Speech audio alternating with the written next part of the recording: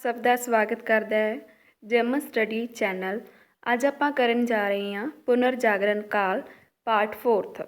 ਇਸ ਤੋਂ ਪਹਿਲਾਂ 3 ਪਾਰਟ ਬਣ ਚੁੱਕੇ ਨੇ, ਜਿਨ੍ਹਾਂ ਦਾ ਲਿੰਕ ਤੁਹਾਨੂੰ ਇਸ ਵੀਡੀਓ ਦੇ ਡਿਸਕ੍ਰਿਪਸ਼ਨ ਬਾਕਸ ਵਿੱਚੋਂ ਮਿਲ ਜਾਵੇਗਾ। ਅਤੇ ਪਲੀਜ਼ ਰਿਕੁਐਸਟ ਆ ਕਿ ਜਿਨ੍ਹਾਂ ਵਿਦਿਆਰਥੀਆਂ ਨੇ ਉਹ ਵਾਲੇ ਪਾਰਟ ਨਹੀਂ ਦੇਖੇ ਤਾਂ ਪਲੀਜ਼ ਪਹਿਲਾਂ ਇਸ ਵੀਡੀਓ ਨੂੰ ਪੌਜ਼ ਕਰਕੇ ਉਹਨਾਂ ਪਾਰਟਸ ਨੂੰ ਦੇਖ ਲਓ, ਤਾਂ ਜੋ ਤੁਹਾਨੂੰ ਜਿਹੜਾ ਕਨਸੈਪਟ ਆ ਉਹ ਬਿਲਕੁਲ ਕਲੀਅਰ ਹੋ ਜਾਵੇ।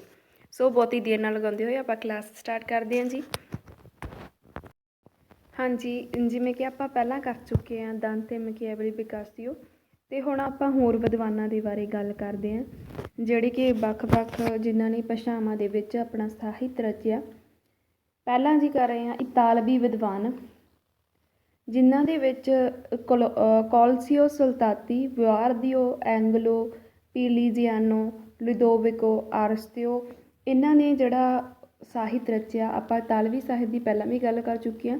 ਇਹ ਉਸ ਦੇ ਹੋਰ ਜਿਹੜੇ ਵਿਦਵਾਨ ਸਨ ਉਹਨਾਂ ਦੇ ਨਾਮ ਨੇ, ਤਾਂ ਕਈ ਵਾਰ ਨਾਮ ਪੁੱਛ ਲੈਂਦੇ ਨੇ ਇਹ ਕਿਹੜੇ ਸਾਹਿਤ ਦਾ ਵਿਦਵਾਨ, ਤਾਂ ਇਤਾਲਵੀ ਆਵੇਗਾ, ਅਤੇ ਇਹਨਾਂ ਨੂੰ ਯਾਦ ਕਰ ਲੈਣਾ। ਨੈਕਸਟ ਹੈ ਜੀ ਫਰਾਂਸੀਸੀ ਸਾਹਿਤ ਦੀ। ਜੇਕਰ ਆਪਾਂ ਗੱਲ ਕਰੀਏ ਤਾਂ ਫਰਾਂਸੀਸੀ ਜਿਹੜਾ ਸਾਹਿਤ ਆ ਉਸ ਦਾ ਵੀ ਥੋੜ੍ਹਾ ਜ਼ਿਆਦਾ ਵਿਸਥਾਰ ਹੋਇਆ ਉਸ ਸਮੇਂ। ਫਰਾਂਸੀਸੀ ਰੈਵੇਲਾਈਸ, ਜਿਸ ਦਾ ਜਨਮ 1495 'ਚ ਹੋਇਆ, ਅਤੇ ਇਹਦਾ ਜਿਹੜਾ ਟਾਈਮ ਪੀਰੀਅਡ ਸੀ ਉਹ ਸੀ 1495 ਤੋਂ 1553 ਤੱਕ ਦਾ।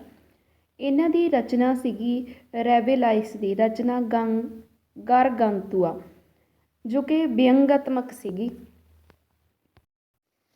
ਜਿਸ ਦੇ ਵਿੱਚ ਇਹਨਾਂ ਨੇ ਵਿਅੰਗਾਤਮਕ ਢੰਗ ਦੇ ਨਾਲ ਸਮਾਜ ਵਿੱਚ ਜਿਹੜੇ ਪ੍ਰਚਲਿਤ ਅੰਧ ਵਿਸ਼ਵਾਸਾਂ ਦਾ ਖੰਡਨ ਕੀਤਾ, ਅਤੇ ਵਿਅਕਤੀਗਤ ਬੌਧਿਕ ਸੁਤੰਤਰਤਾ ਨੇ ਇਹਨਾਂ ਨੇ ਜ਼ੋਰ ਦਿੱਤਾ ਵਾ, ਅਤੇ ਆਪਣੀਆਂ ਲਿਖਤਾਂ ਰਾਹੀਂ ਮਨੁੱਖ ਨੂੰ ਸਮਾਜ ਵਿੱਚ ਸਨਮਾਨਯੋਗ ਸਥਾਨ ਦੇਣ ਸੰਬੰਧੀ ਵਿਚਾਰਾਂ ਦਾ ਪ੍ਰਚਾਰ ਕੀਤਾ, ਜੋ ਕਿ ਪੁਨਰ ਜਾਗਰਣ ਕਾਲ ਦੀ ਮੁੱਖ ਵਿਸ਼ੇਸ਼ਤਾ ਜਿਹੜੀ ਮੰਨੀ ਜਾਂਦੀ ਸੀ। ਨੈਕਸਟ ਹੈ ਜੀ ਆਪਣੇ ਕੋਲ ਮਾਈਕਲ ਡਾ ਮਤੇਨ, ਜਿਨ੍ਹਾਂ ਦਾ ਟਾਈਮ ਪੀਰੀਅਡ ਸੀ 1533 ਤੋਂ ਲੈ ਕੇ 1592 ਤੱਕ ਦਾ। ਇਹ ਇੱਕ ਨਿਬੰਧ ਲੇਖਕ ਸੀ। ਇਹਨਾਂ ਨੇ ਆਪਣੇ ਲੇਖਾਂ ਰਾਹੀਂ ਮਨੁੱਖੀ ਸੁਤੰਤਰਤਾ ਅਤੇ ਵਿਸ਼ਵ ਭਾਈਚਾਰੇ ਦੀਆਂ ਭਾਵਨਾਵਾਂ ਦਾ ਪ੍ਰਸਾਰ ਕੀਤਾ, ਅਤੇ ਪ੍ਰਾਚੀਨ ਯੂਨਾਨੀ ਅਤੇ ਲਤੀਨੀ ਫਿਲਾਸਫਰ ਸੀਗੇ ਜਿਹੜੇ, ਇਹਨਾਂ ਦੀਆਂ ਲਿਖਤਾਂ ਤੋਂ ਉਹਨਾਂ ਨੇ ਪ੍ਰੇਰਨਾ ਹਾਸਲ ਕੀਤੀ, ਅਤੇ ਉਸਦਾਂ ਦੀਆਂ ਜਿਹੜੀਆਂ ਲਿਖਤਾਂ ਸੀ ਬੌਧਿਕ ਇਤਿਹਾਸ ਵਿੱਚ ਇੱਕ ਮਹਾਨ ਯਾਦਗਾਰੀ ਜਿਹੜੀਆਂ ਸਮਝੀਆਂ ਜਾਂਦੀਆਂ ਨੇ। ਕਿਹਨਾਂ ਦੀਆਂ? ਮਾਈਕਲ ਡਾ ਮਤੇਨ ਦੀਆਂ, ਅਤੇ ਇੱਕ ਕੌਣ ਸੀ? ਨਿਬੰਧ ਲੇਖਕ ਸੀ। ਨੈਕਸਟ ਆਪਾਂ ਗੱਲ ਕਰਾਂਗੇ ਅੰਗਰੇਜ਼ੀ ਸਾਹਿਤ ਦੀ।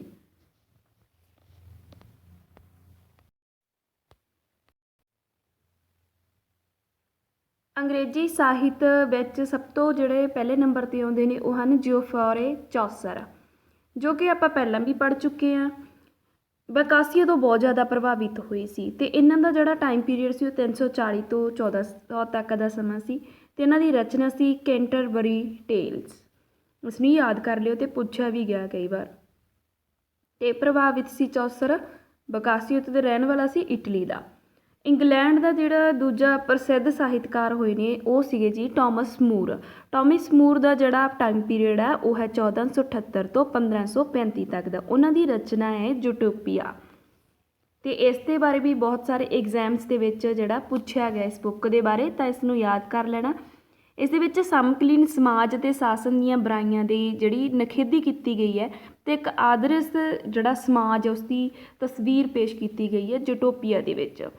ਨੈਕਸਟ ਜਿਹੜੇ ਰਾਈਟਰ ਨੇ ਅੰਗਰੇਜ਼ੀ ਸਾਹਿਤ ਦੇ ਉਹ ਹਨ ਐਡਮੰਡ ਸਪੈਂਸਰ, ਜਿਨ੍ਹਾਂ ਦਾ ਟਾਈਮ ਪੀਰੀਅਡ ਹੈ 1522 ਤੋਂ 1599 ਤੱਕ ਦਾ, ਅਤੇ ਇਹਨਾਂ ਦੀ ਰਚਨਾ ਹੈ ਫੇਰੀ ਕੁਈਨ।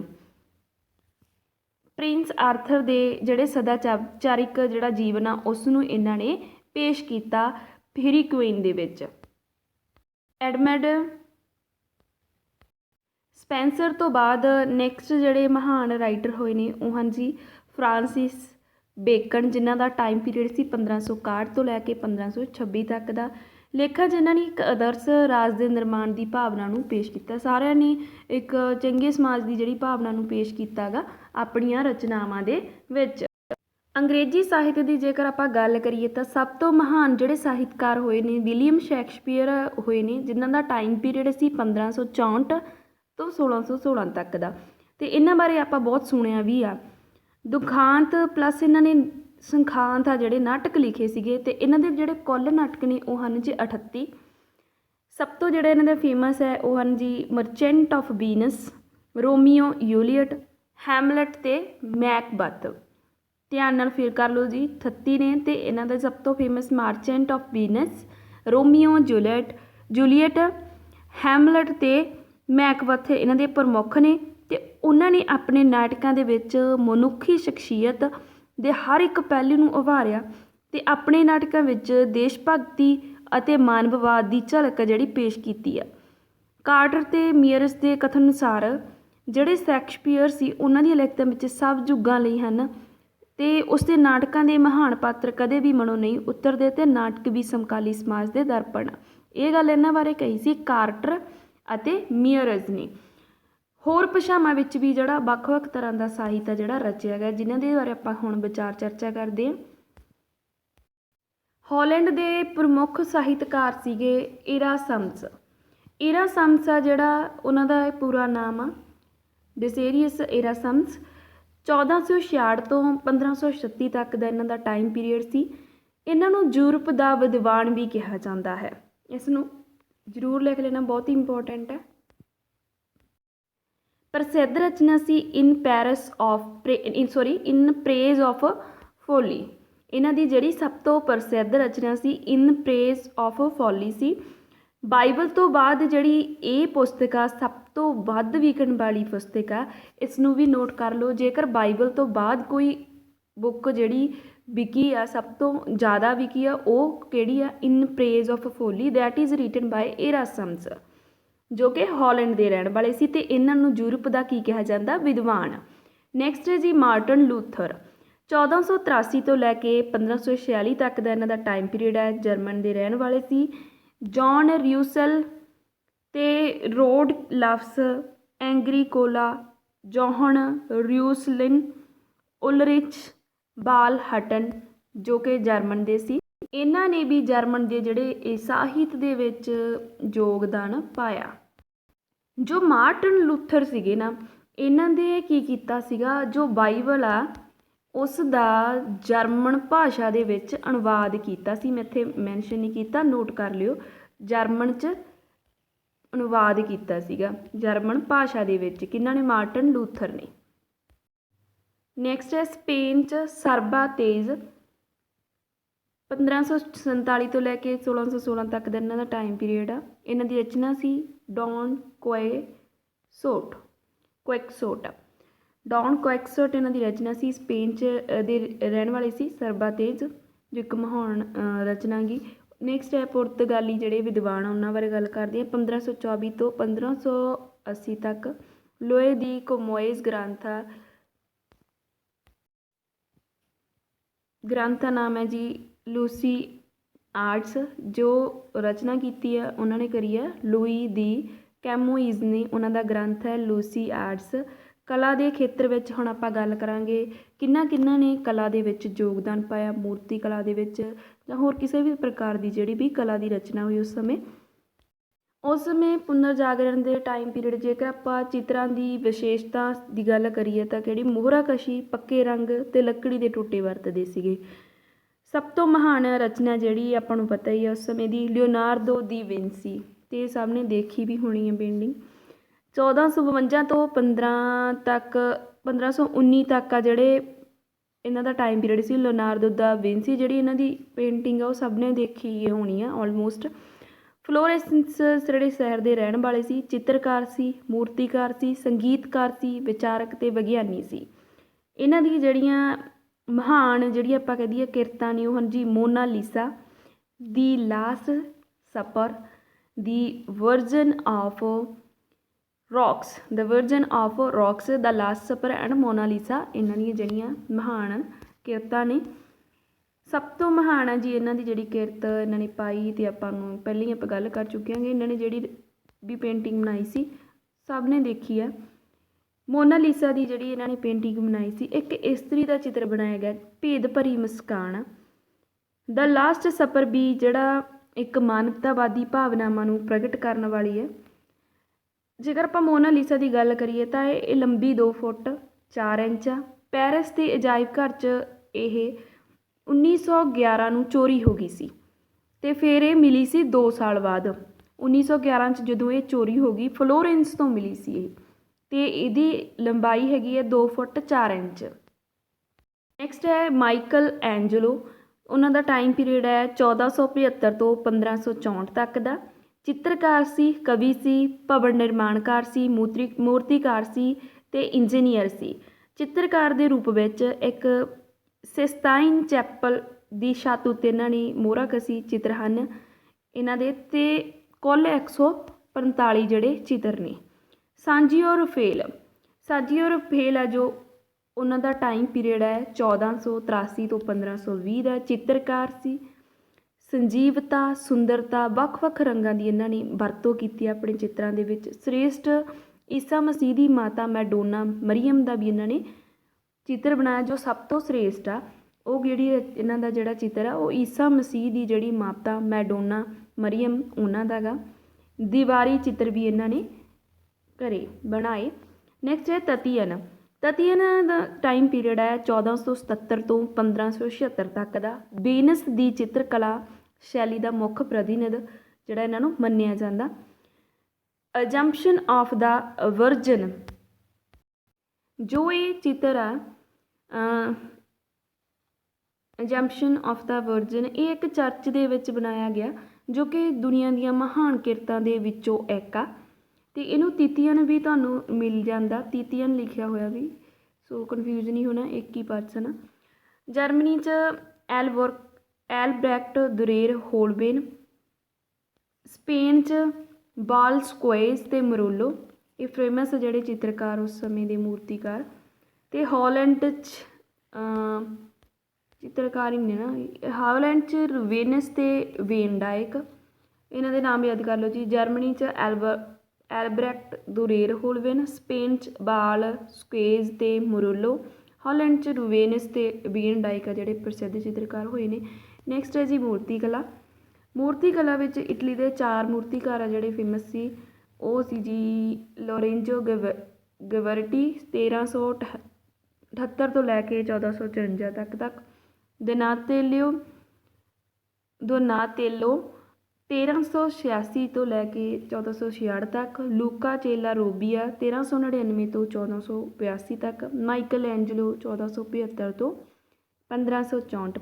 ਕੇਂਦਰ ਪ੍ਰਮੁੱਖ ਰਹੇ ਜੀ ਫਲੋਰੈਂਸ ਅਤੇ ਵੇਨਸ।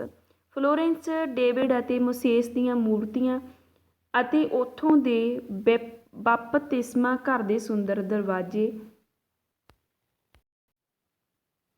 ਵੇਨਸ ਦੇ ਵਿੱਚ ਸੇਂਟ ਜਾਰਜ ਅਤੇ ਸੇਂਟ ਮਾਰਕ ਦੀਆਂ ਪੂਰੇ ਆਕਾਰ ਵਾਲੀਆਂ ਜਿਹੜੀਆਂ ਮੂਰਤੀਆਂ ਦੁਨੀਆ ਦੇ ਵਿੱਚ ਪ੍ਰਮੁੱਖ ਮੰਨੀਆਂ ਜਾਂਦੀਆਂ। ਫਲੋਰੈਂਸ 'ਚ ਡੇਵਿਡ ਅਤੇ ਮੋਸੇਸ ਦੀਆਂ ਮੂਰਤੀਆਂ ਅਤੇ ਉੱਥੋਂ ਦੇ ਬਪਤਿਸਮਾ ਘਰ ਦੇ ਸੁੰਦਰ ਦਰਵਾਜ਼ੇ। ਵੇਨਸ ਦੇ ਵਿੱਚ ਸੇਂਟ ਜਾਰਜ ਅਤੇ ਸੇਂਟ ਜਿਹੜਾ ਮਾਰਕ ਸੀ ਉਹਨਾਂ ਦੇ ਪੂਰੇ ਆਕਾਰ ਵਾਲੀਆਂ ਮੂਰਤੀਆਂ ਪ੍ਰਮੁੱਖ ਦੁਨੀਆ ਦੇ ਵਿੱਚ ਮੰਨੀਆਂ ਜਾਂਦੀਆਂ। ਸਪੇਨ 'ਚ ਰਾਣੀ ਇਸਾਬੇਲਾ, ਸਮਰਾਟ ਫਰਡੀਨੈਂਡ ਦੀਆਂ ਜਿਹੜੀਆਂ ਸਮਾਧੀਆਂ ਵਿੱਚ ਜਿਹੜੀ ਮੂਰਤੀ ਕਲਾ ਦੀ ਝਲਕ ਆ ਉਹ ਦੇਖਣਯੋਗ ਆ। ਇੰਗਲੈਂਡ 'ਚ ਹੈਨਰੀ 7ਵੇਂ। ਫਰਾਂਸ 'ਚ ਫਰਾਂਸਿਸ ਪਹਿਲੇ, ਇਹਨਾਂ ਦੀਆਂ ਜਿਹੜੀਆਂ ਮੂਰਤੀਆਂ ਉਹ ਦੇਖਣਯੋਗ ਨੇ।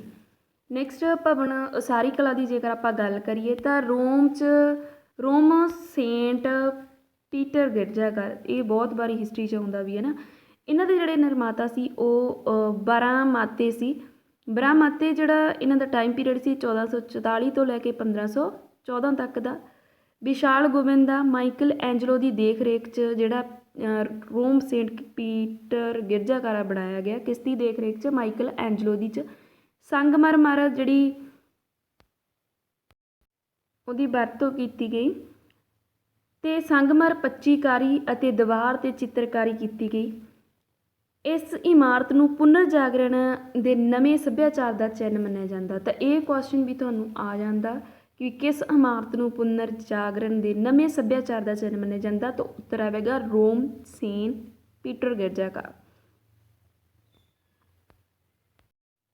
ਇਸ ਤੋਂ ਬਿਨਾਂ ਕ੍ਰਿਸਟੋਫਰ ਰੇਨ ਨੇ ਸੇਂਟ ਪੌਲ ਜਿਹੜਾ ਗਿਰਜਾਘਰ ਆ ਉਸ ਦੀ ਸਥਾਪਨਾ ਕੀਤੀ। ਸੰਗੀਤ ਕਲਾ ਦੀ ਜੇਕਰ ਗੱਲ ਕਰੀਏ ਤਾਂ ਇੰਗਲੈਂਡ 'ਚ ਆਸਕਾਨਾ ਗੀਤ ਗਾਏ ਜਾਂਦੇ ਸੀ। ਫਰਾਂਸ 'ਚ ਲਘੂ ਗੀਤ। ਜਰਮਨੀ 'ਚ ਬੈਲਡ ਦੀ ਕਿਸਮ ਦੇ ਗੀਤ ਗਾਏ ਜਾਂਦੇ ਸੀ। ਗਿਓਵਨੀ ਪੈਲੇਸਟਰਾਨੀਆ ਜਿਹੜਾ ਉਹਨਾਂ ਦਾ ਟਾਈਮ ਪੀਰੀਅਡ ਹੈ 1526 ਤੋਂ 1594, ਇਹ ਇਟਲੀ ਦਾ ਮਹਾਨ ਸੰਗੀਤਕਾਰ ਹੋਇਆ।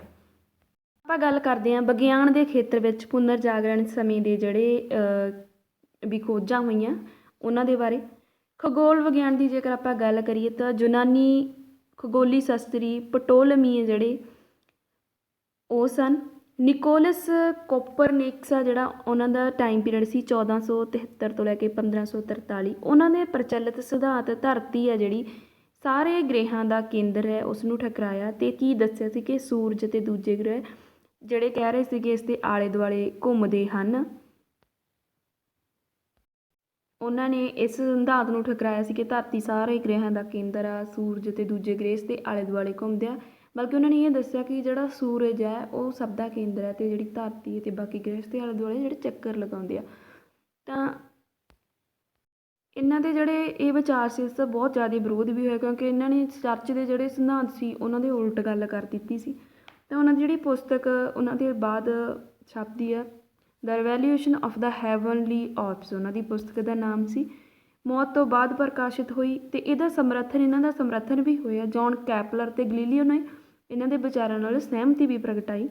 ਨੈਕਸਟ ਹੈ ਜੌਨ ਕੈਪਲਰ, ਜਿਨ੍ਹਾਂ ਦਾ ਟਾਈਮ ਪੀਰੀਅਡ ਸੀ ਜੀ 1571 ਤੋਂ ਲੈ ਕੇ 1642 ਤੱਕ ਦਾ, ਜਰਮਨ ਵਿਗਿਆਨੀ ਸੀ। ਕੋਪਰਨਿਕਸ ਦੀ ਵਿਚਾਰਧਾਰਾ ਨੂੰ ਗਣਿਤ ਨਿਯਮਾਂ ਰਾਹੀਂ ਸਾਬਤ ਕਰਨ ਦਾ ਇਹਨਾਂ ਨੇ ਯਤਨ ਕੀਤਾ ਸੀ। ਅਤੇ ਜਿਹੜੇ ਗਲੀਲੀਓ ਸੀਗੇ ਤੁਹਾਨੂੰ ਪਹਿਲਾਂ ਹੀ ਪਤਾ ਦੱਸਤਾ ਕਿ ਕੋਪਰਨਿਕਸ ਦੇ ਸਮਰਥਕ ਸੀਗੇ। ਤਾਂ ਇਹਨਾਂ ਦਾ ਜਿਹੜਾ ਟਾਈਮ ਪੀਰੀਅਡ ਸੀ 1564 ਤੋਂ 1642 ਤੱਕ ਦਾ, ਇਟਲੀ 'ਚ ਰਹਿਣ ਵਾਲੇ ਸੀ ਇਹ। ਦੂਰਬੀਨ ਦੀ ਇਹਨਾਂ ਨੇ ਖੋਜ ਕੀਤੀ ਸੀ। ਤਾਂ ਇਹ ਤੁਹਾਨੂੰ ਆ ਸਕਦਾ ਕਿ ਕਿਸ ਨੇ ਦੂਰਬੀਨ ਦੀ ਖੋਜ ਕੀਤੀ ਸੀ, ਤਾਂ ਗਲੀਲੀਓ ਨੇ ਕੀਤੀ ਸੀ। ਅਤੇ ਇਹਨਾਂ ਨੇ ਵੀ ਦੱਸਿਆ ਕਿ ਸੂਰਜ ਹੈ ਜਿਹੜਾ ਸਾਰੇ ਬ੍ਰਹਿਮੰਡ ਦਾ ਕੇਂਦਰ ਆ। ਨੈਕਸਟ ਹੈ ਇਸਾਕ ਨਿਊਟਨ। ਇਸਾਕ ਨਿਊਟਨ ਜਿਹੜਾ ਉਹਨਾਂ ਦਾ ਟਾਈਮ ਪੀਰੀਅਡ 1642 ਤੋਂ ਲੈ ਕੇ 1717 ਤੱਕ ਦਾ। ਇਹਨਾਂ ਨੇ ਇੰਗਲੈਂਡ ਦੇ ਰਹਿਣ ਵਾਲੇ ਸੀ ਅਤੇ ਲਾਅ ਆਫ ਗ੍ਰੈਵੀਟੇਸ਼ਨ ਦਿੱਤਾ ਸੀ, ਗੁਰਤਾ ਆਕਰਸ਼ਣ ਦਾ ਸਿਧਾਂਤ। ਅਤੇ ਇਹ ਪ੍ਰਸ਼ਨ ਆ ਜਾਂਦੇ ਨੇ ਪੁਨਰ ਜਾਗਰਣ ਵਾਲੇ ਜੋ ਵੀ ਤੁਹਾਡਾ ਟੌਪਿਕ ਉਸ ਦੇ ਵਿੱਚ। ਸੈਕਿੰਡ ਹੈ ਜੀ ਭੌਤਿਕ ਵਿਗਿਆਨ। ਗਿਲਬਰਟ ਅਤੇ ਸਟੇਵਿਨ ਜਿਹੜੇ ਇਹ ਮਹਾਨ ਵਿਦਵਾਨ ਹੋਏ ਨੇ ਭੌਤਿਕ ਵਿਗਿਆਨ ਦੇ ਵਿੱਚ। ਗਿਲਬਰਟ ਨੇ ਚੁੰਬਕੀ ਪਦਾਰਥਾਂ ਦੇ ਸੰਬੰਧੀ ਤਜਰਬੇ ਕੀਤੇ ਅਤੇ ਬਿਜਲੀ ਦੀ ਖੋਜ ਦੇ ਲਈ ਰਾਹ ਸਾਫ਼ ਕੀਤਾ ਸੀ ਗਿਲਬਰਟ ਨੇ। ਗਲੀਲੀਓ ਨੇ ਲਟਕਣ ਸੰਬੰਧੀ ਨਿਯਮਾਂ ਦੀ ਜਿਹੜੀ ਖੋਜ ਕੀਤੀ ਸੀ, ਲਾਅ ਆਫ ਪੈਂਡੂਲਮ ਦੀ। ਰਸਾਇਣ ਵਿਗਿਆਨ ਜੋ ਪੁਨਰ ਜਾਗਰਣ ਦੇ ਸਮੇਂ ਸੀ, ਤਾਂ ਉਸ ਦਾ ਕਿੰਨਾ ਕੁ ਵਿਕਾਸ ਹੋਇਆ। ਤਾਂ ਸਭ ਤੋਂ ਪਹਿਲਾਂ ਪੈਰਾਸੈਲਸਿਸ ਨਾਂ ਦੇ ਵਿਗਿਆਨ ਦੀ ਗੱਲ ਕਰਦੇ ਹਾਂ, ਜਿਸ ਦਾ ਟਾਈਮ ਪੀਰੀਅਡ ਸੀ 1493 ਤੋਂ ਲੈ ਕੇ 1541 ਦਾ। ਉਹਨਾਂ ਨੇ ਦੱਸਿਆ ਕਿ ਮਨੁੱਖ ਦੇ ਸਰੀਰ ਵਿੱਚ ਪ੍ਰਤੀਕਿਰਿਆਵਾਂ ਜਿਹੜੀਆਂ ਹੁੰਦੀਆਂ ਉਹਨਾਂ ਦਾ ਕਾਰਨ ਹੀ ਰਸਾਇਣਿਕ ਪਰਿਵਰਤਨ ਹੁੰਦੇ ਆ। ਜਦੋਂ ਕੋਈ ਰਸਾਇਣਿਕ ਪਰਿਵਰਤਨ ਹੁੰਦਾ ਤਾਂ ਜਿਹੜੇ ਮਨੁੱਖੀ ਸਰੀਰ ਆ ਉਹਦੇ ਵਿੱਚ ਪ੍ਰਤੀਕਿਰਿਆਵਾਂ ਹੁੰਦੀਆਂ। ਇਹ ਗੱਲ ਕਰੀ ਸੀ ਜੀ ਪੈਰਾਸੈਲਸਿਸ ਨੇ।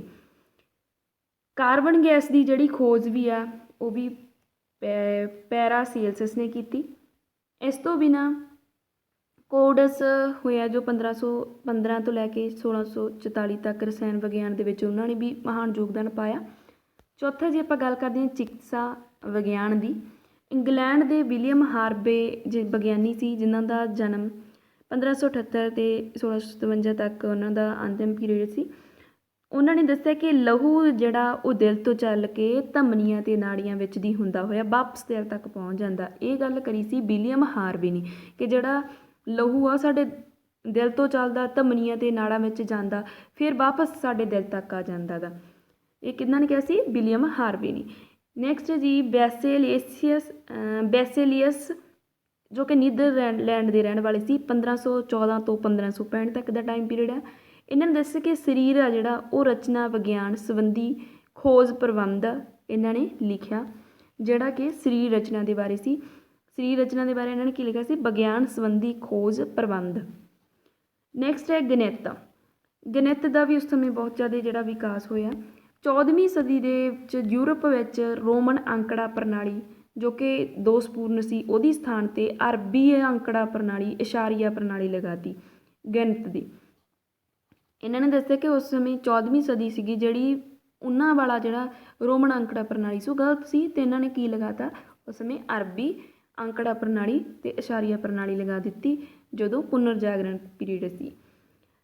ਤਰਤਗਲੀਆ, ਫਿਰਾਏ, ਕੈਪਲਰ, ਡੈਸਾ, ਰੋਗੋਇਸ, ਨੇਪੀਅਰ ਇਹ ਜਿਹੜੇ ਹੋਰ ਗਣਿਤਕਾਰ ਹੋਏ ਨੇ। ਹੋਰ ਇਜਾਦਾਂ ਇਹਨਾਂ ਨੇ ਕੀ ਕੀਤੀਆਂ ਜਿਨ੍ਹਾਂ ਬਾਰੇ ਆਪਾਂ ਪਹਿਲਾਂ ਵੀ ਪੜ੍ਹ ਚੁੱਕੇ ਹਾਂ, ਉਹ ਵੀ ਨੇ ਇਸ ਦੇ ਵਿੱਚ। 1454 ਦੇ ਵਿੱਚ ਜਰਮਨੀ ਦੇ ਜੌਨ ਗੁਟੇਨਬਰਗ ਨੇ ਛਾਪੇਖਾਨੇ ਦੀ ਜਿਹੜੀ ਉਹ ਖੋਜ ਕਰੀ ਸੀ। 1477 ਦੇ ਵਿੱਚ ਇੰਗਲੈਂਡ 'ਚ ਵਿਲੀਅਮ ਕੈਕਸਟਨ ਨੇ 20 ਸਾਲਾਂ ਬਾਅਦ ਜਿਹੜਾ ਆਪਾਂ ਕਹਿ ਦਈਏ ਛਾਪਾਖਾਨਾ ਲਗਵਾਇਆ ਸੀ ਇੰਗਲੈਂਡ ਦੇ ਵਿੱਚ। ਕਾਂਸੀ ਦੀਆਂ ਤੋਪਾਂ, ਗੋਲਾ ਬਰੂਦ ਦੀ ਜਿਹੜੀ ਖੋਜ ਹੋਈ ਸੀ। ਸਭ ਤੋਂ ਪਹਿਲਾਂ ਕਤਬਨੁਮਾ ਦੀ ਜਿਹੜੀ ਵਰਤੋਂ ਚੀਨ ਨੇ ਕਰੀ ਸੀ, ਇਹ ਆਪਾਂ ਪਹਿਲਾਂ ਵੀ ਕਰ ਚੁੱਕੇ ਹਾਂ ਅਤੇ ਇਹ ਕੁਐਸਚਨ ਆ ਵੀ ਜਾਂਦਾ ਗਾ। ਕੁਤਬਨੁਮਾ ਦੀ ਸਭ ਤੋਂ ਪਹਿਲਾਂ ਵਰਤੋਂ ਕਿਸ ਨੇ ਕੀਤੀ ਸੀ? ਚੀਨ ਨੇ। ਅਲੈਗਜ਼ੈਂਡਰ ਨੇਕਮ ਨੇ 12ਵੀਂ ਸਦੀ 'ਚ ਇੱਕ ਪੁਸਤਕ ਰਚੀ ਜਿਸ ਦਾ ਨਾਮ ਸੀ ਕੁਤਬਨੁਮਾ ਕੰਪਾਸ ਦੀ ਉਪਯੋਗਤਾ ਦਾ ਆਲੇਖ, ਜੋ ਕਿ ਦਿਸ਼ਾਵਾਂ ਦੇ ਲਈ ਆਪਾਂ ਕਹਿ ਦਈਏ ਯੂਜ਼ ਕਰਦੇ ਸੀ, ਡਾਇਰੈਕਸ਼ਨਸ ਦੇ ਲਈ ਕੰਪਾਸ ਨੂੰ। ਪੁਨਰ ਜਾਗਰਣ ਸਮੇਂ ਸਮੁੰਦਰੀ ਯਾਤਰਾ ਲਈ ਜਿਹੜਾ ਕੰਪਾਸ ਆ ਉਸ ਦੀ ਵਰਤੋਂ ਕੀਤੀ ਜਾਣ ਲੱਗੀ। ਭੂਗੋਲਿਕ ਖੋਜਾਂ, ਪਹਿਲ ਜਿਹੜੀ ਭੂਗੋਲਿਕ ਖੋਜਾਂ ਵਿੱਚ ਪੁਰਤਗਾਲ ਨੇ ਕੀਤੀ। 1486 ਦੇ ਵਿੱਚ ਡਿਆਜ਼ ਨੇ ਅਫਰੀਕਾ ਦੇ ਦੱਖਣੀ ਕਿਨਾਰੇ ਦਾ ਚੱਕਰ ਲਗਾਇਆ। 1486 ਦੇ ਵਿੱਚ ਡਿਆਜ਼ ਨਾਮਕ ਪੁਰਤਗਾਲੀ ਸੀ ਜਿਸ ਨੇ ਅਫਰੀਕਾ ਦੇ ਦੱਖਣੀ ਕਿਨਾਰੇ ਦਾ ਚੱਕਰ ਲਗਾਇਆ ਸੀ। 1498 ਵਿੱਚ ਵਾਸਕੋ ਡੀ ਗਾਮਾ ਸੀ ਜਿਹੜਾ ਭਾਰਤ ਦੇ ਪੱਛਮੀ ਤੱਟ ਉੱਤੇ ਸਥਿਤ ਕਾਲੀਕਟ ਪੁੱਜਾ ਸੀਗਾ ਸਮੁੰਦਰੀ ਰਸਤੇ ਦੇ ਰਾਹੀਂ। ਪੱਛਮ ਤੋਂ ਪੂਰਬ ਤੱਕ ਦਾ ਨਵਾਂ ਰਸਤਾ ਜਿਹੜਾ ਬਣ ਗਿਆ ਸੀ, ਜਿਸ ਦੇ ਨਾਲ 1492 ਵਿੱਚ ਕ੍ਰਿਸਟੋਫਰ ਕੋਲੰਬਸ ਨੇ ਅਮਰੀਕਾ ਦਾ ਜਿਹੜਾ ਪਤਾ ਲਗਾਇਆ ਸੀ, ਇਹ ਵੀ ਸਮੁੰਦਰੀ ਰਸਤੇ ਦੇ ਥਰੂ। 1492 'ਚ ਕ੍ਰਿਸਟੋਫਰ ਕੋਲੰਬਸ ਨੇ ਕਿਸ ਦਾ ਪਤਾ ਲਗਾਇਆ? ਅਮਰੀਕਾ ਦਾ।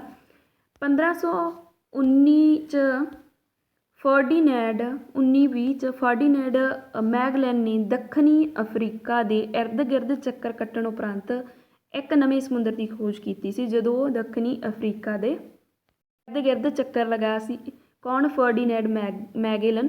ਉਹਨਾਂ ਨੇ ਇਸ ਸਮੁੰਦਰ ਦਾ ਨਾਂ ਪੈਸੀਫਿਕ ਓਸ਼ੀਅਨ ਜਿਹੜਾ ਰੱਖ ਦਿੱਤਾ। ਅਤੇ ਜਿਹੜਾ ਫਿਲੀਪੀਨ ਦਾ ਟਾਪੂ ਸੀ ਅਤੇ ਇਸ ਜਿਹੜਾ ਓਸ਼ੀਅਨ ਸੀ ਪੈਸੀਫਿਕ ਓਸ਼ੀਅਨ ਨੂੰ ਪਾਰ ਕਰਕੇ ਉਹ ਫਿਲੀਪੀਨ ਦੇ ਟਾਪੂ ਦੇ ਵਿੱਚ ਪਹੁੰਚ ਗਿਆ ਸੀਗਾ ਫਰਡੀਨੈਂਡ ਮੈਗਲੈਨ। ਹੁਣ ਆਪਾਂ ਗੱਲ ਕਰਾਂਗੇ ਲਾਸਟ ਦੇ ਵਿੱਚ ਪੁਨਰ ਜਾਗਰਣ ਦੇ ਪ੍ਰਭਾਵ। ਇਹ ਆਪਣਾ ਜੀ ਟੌਪਿਕ ਇਸ ਦੇ ਨਾਲ ਸਾਰਾ ਕੰਪਲੀਟ ਹੋ ਜਾਵੇਗਾ। ਪੁਨਰ ਜਾਗਰਣ ਦੇ ਪ੍ਰਭਾਵ ਦੇ ਸਮਾਜ 'ਤੇ ਸਾਡੇ ਕੀ ਪ੍ਰਭਾਵ ਪਏ ਪੁਨਰ ਜਾਗਰਣ ਕਾਲ ਦੇ? ਜਗਿਆਸਾ ਦੀ ਭਾਵਨਾ ਲੋਕਾਂ ਵਿੱਚ ਵੱਧ ਗਈ, ਜਾਣਨ ਦੀ ਇੱਛਾ ਵੱਧ ਗਈ, ਤਰਕਸ਼ੀਲ ਦੇ ਵਿਚਾਰ ਆ ਗਏ, ਮਾਨਵਵਾਦ ਦੀ ਜਿਹੜੀ ਭਾਵਨਾ, ਸਮਾਜ ਸੁਧਾਰ ਦੀ ਗੱਲ ਹੋਣ ਲੱਗੀ। ਜਿਹੜੀ ਇਸਤਰੀਆਂ ਉਹਨਾਂ ਦੀ ਹਾਲਤ ਵਿੱਚ ਸੁਧਾਰ ਆ ਗਿਆ, ਇਸਤਰੀਆਂ ਕਿਉਂਕਿ ਕੰਮਾਂ 'ਤੇ ਜਾਣ ਲੱਗ ਗਈਆਂ। ਨੈਤਿਕਤਾ ਦਾ ਜਿਹੜਾ ਪਤਨ ਹੋਣਾ ਤਾਂ ਲਾਜ਼ਮੀ ਸੀ ਕਿਉਂਕਿ ਜਦੋਂ ਲੋਕ ਪਦਾਰਥਵਾਦੀ ਹੋ ਗਏ ਸੀ। ਚਰਚ ਦੀ ਮਹੱਤਤਾ ਜਿਹੜੀ ਉਹ ਘਟਣ ਲੱਗ ਗਈ। ਧਰਮ ਸੁਧਾਰ ਅੰਦੋਲਨ ਉਹਨੂੰ ਉਤਸ਼ਾਹ ਮਿਲਿਆ। ਸਾਹਿਤ, ਕਲਾ, ਸਿੱਖਿਆ ਦਾ ਵਿਕਾਸ ਹੋਇਆ। ਵਿਗਿਆਨੀ ਭੂਗੋਲਿਕ ਖੋਜਾਂ ਹੋ ਗਈਆਂ।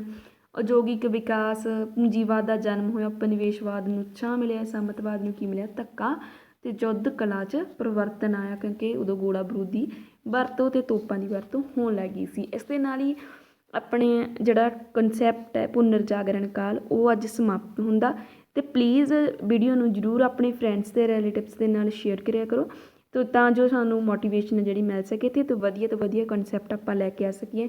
ਨੈਕਸਟ ਆਪਾਂ ਕਰਾਂਗੇ ਜੀ ਪਹਿਲਾ ਮਹਾਯੁੱਧ ਅਤੇ ਫਿਰ ਆਪਾਂ ਦੂਜਾ ਮਹਾਯੁੱਧ, ਅਤੇ ਜਿਸ ਦੇ ਨਾਲ ਆਪਣੀ ਹਿਸਟਰੀ ਦੇ ਕਨਸੈਪਟ ਆ ਜਿਹੜੇ ਕਲੀਅਰ ਹੋ ਜਾਣਗੇ। ਅਤੇ ਉਸ ਤੋਂ ਬਾਅਦ ਆਪਾਂ ਕਿਹੜੀ ਹਿਸਟਰੀ ਸਟਾਰਟ ਕਰਨੀ ਹੈ ਤੁਸੀਂ ਕਮੈਂਟ ਬਾਕਸ ਦੇ ਵਿੱਚ ਪਲੀਜ਼ ਮੈਂਸ਼ਨ ਕਰ ਦਿਓ, ਅਤੇ ਜੋ ਵੀ ਸੁਧਾਰ ਕਰਨ ਵਾਲਾ ਹੁੰਦੀ ਵੀਡੀਓ ਦੇ ਵਿੱਚ ਉਹ ਵੀ ਦੱਸ ਦਿਆ ਕਰੋ।